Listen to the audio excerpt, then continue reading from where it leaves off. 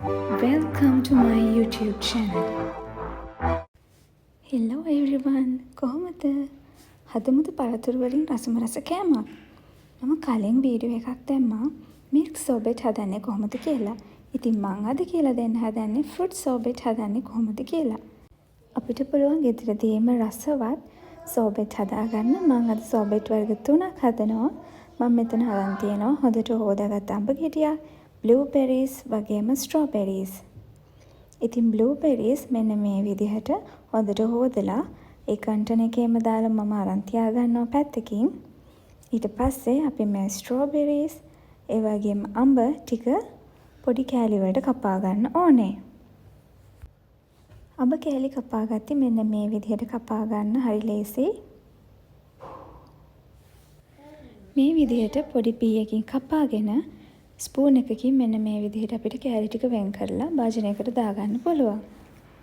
මේ වගේම ඇපල් වලින් දොඩම් වලිනුත් sorbet හදන්න පුළුවන්. දොඩම් වලින් හදන විදිහ ටිකක් වෙනස්. හැබැයි මේ තියෙන්නේ අපි කපාගත්ත අඹ කෑලි ටික.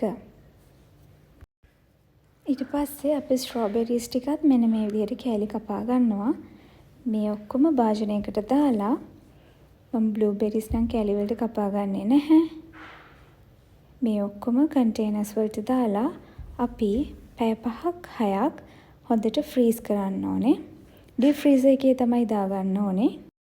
දොඩම් වලින් හදන විදිහ මම තවත් වීඩියෝ එකකින් වෙන දවසක අරගෙන එන්නම්.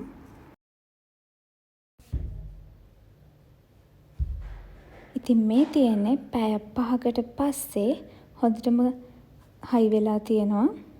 මේ තියෙන ඩීප් ෆ්‍රීසර් එකේ තියලා ගත්ත මගේ පළතුරු ටික strawberries, මේ තියෙන්නේ blueberries ටික.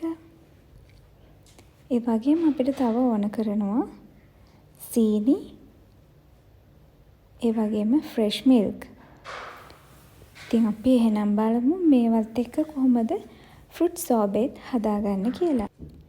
මුලින්ම මම අඹ කැලි ටික අරගෙන මගේ blender cup එකට දාගන්නවා. ඒකටම මම fresh milk එකතු කරගන්නවා පොඩ්ඩක්. මදි නම් පස්සේ බල් එකතු කරගන්න, මුලින්ම ගොඩක් එකතු කරගන්න එපා. මම මේකට සීනි එකතු කරන්නේ නැහැ. මොකද මේ අඹ එක ගොඩක්ම රස නිසා. ඉතින් මෙන්න මේ විදිහට ක්‍රීම් එකක් විදිහට හොඳට blend කරගන්න ඕනේ. මෙතෙන්දී high pressure blend එකක් ගන්න. නැත්තම් මේක කරගන්න බෑ. ඉතින් අපිට මෙන්න මේ විදිහටම කැමරට ගන්න පුළුවන්. ජෙලි එක වගේ මොනවත් එක්ක හරි. එහෙම නැත්තම් අපි මේ ටික භාජනයකට දාලා තව පැය 3-4ක් ඩීප් ෆ්‍රීස් එකේ දාලා තියන්න ඕනේ. මම මෙන්න මේ තරමේ අඹ ගෙඩියකින් මේ පේන ප්‍රමාණය අඹ ගෙඩියකින් මේ භාජනයේ පෙන්වන තරම හදාගෙන තියෙනවා. අපි එහෙනම් බලමු අනිත් ඒවාගෙනුත් කොහොමද හදාගන්නේ කියලා.